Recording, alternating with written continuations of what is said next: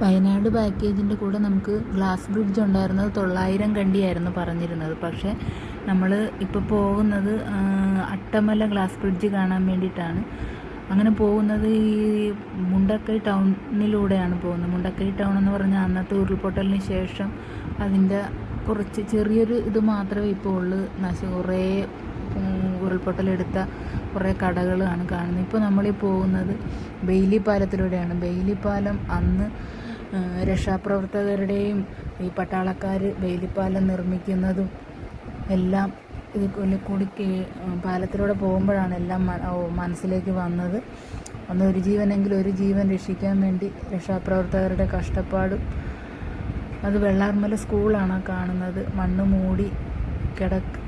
മൂടി പോയ സ്കൂള്. പുന്നപ്പുഴയിൽ വെള്ളമൊന്നുമില്ല, കല്ലും മണ്ണും നിറഞ്ഞ് നിൽക്കുന്ന പുന്നപ്പുഴയാണ് കാണുന്നത്. അപ്പോൾ നമുക്കിതെല്ലാം വിശദീകരിക്കാൻ ഒരു ചേട്ടൻ നമ്മുടെ കൂടെ ഉണ്ടായിരുന്നു. ആ ചേട്ടനാണ് കുറച്ച് കാര്യങ്ങളൊക്കെ പറഞ്ഞു തരുന്നത്.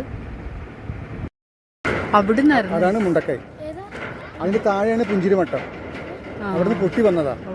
ഈ കല്ലെല്ലാം അവിടെ വന്നിട്ടുണ്ടാവും. ഒഴുകി വന്ന ഈ കല്ലല്ല. ഒരുപാട്. ഇത് വെള്ളാർമല സ്കൂളാണ്. ഇതുവഴിയാണ് ഈ നദി ഒഴുകിക്കൊണ്ടിരുന്നല്ലേ? ഇത് പുന്നപ്പുഴ. ഈ കല്ല് കണ്ടില്ലേ? ഇതെല്ലാം അവിടെ നിന്ന് വന്ന കല്ല്. അത് ഇത്രയും കല്ലൊക്കെ പൊട്ടിച്ച് മാറ്റിയിട്ടാ. ഇപ്പോഴും അവിടെ വർക്ക് നടന്നുകൊണ്ടിരിക്കുക. ഒരുപാട് ദൂരം. ഇതെന്താ സർക്കാർ എന്താ ചെയ്യുന്ന അറിയാം. ഇപ്പം മഴക്കാലത്ത് നദി ഒഴുകുമോ? പിന്നെ ഇങ്ങനെ പോയുണ്ടായിരുന്നു. ഇത് പോയ 20 അടി താഴ്ചയുണ്ട്. ഒരുപാട് ബോഡി കിട്ടാണ്ടല്ലോ, കിട്ടിയില്ല. അടിയിലുണ്ട്. ഇവിടെ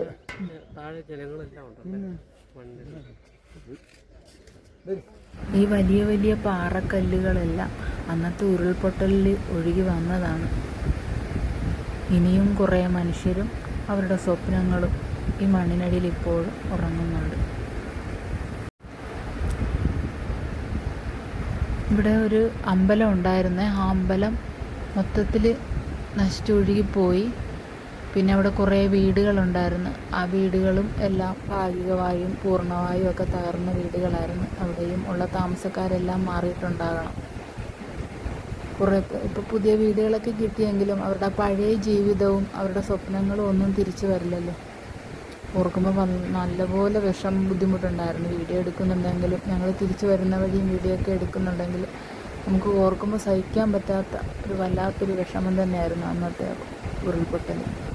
പ്രകൃതി നമുക്ക് പല സമയത്തും വളരെ സുന്ദരിയാണ്, മനോഹരിയാണെന്നൊക്കെ നമുക്ക് തോന്നിയാലും അതിൻ്റെ രൗദ്രഭാവം പുറത്തെടുത്ത എല്ലാം മനുഷ്യരെ അപ്പാടെ നശിപ്പിച്ച് കളയുന്ന ഒരു വല്ലാത്തൊരു ഭീകരജീവിയായിട്ടാണ് നമുക്ക് തോന്നുന്നത്. അതിൻ്റെ ഉദാഹരണമാണ് ഇങ്ങനത്തെ ഉരുൾപൊട്ടലുകളെല്ലാം.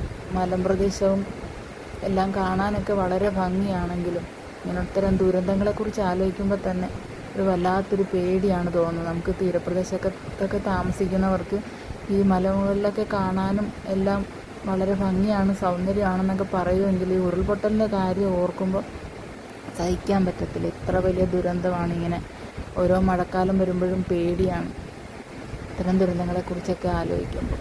ആ മണ്ണിനടിയിൽ ഉറങ്ങുന്ന മനുഷ്യർക്ക് വേണ്ടി മൗനമായി പ്രാർത്ഥിച്ചുകൊണ്ട് ഞങ്ങൾ ഇറങ്ങി. ഈ കടയിലെല്ലാം അന്ന് ചെളി ഉണ്ട്.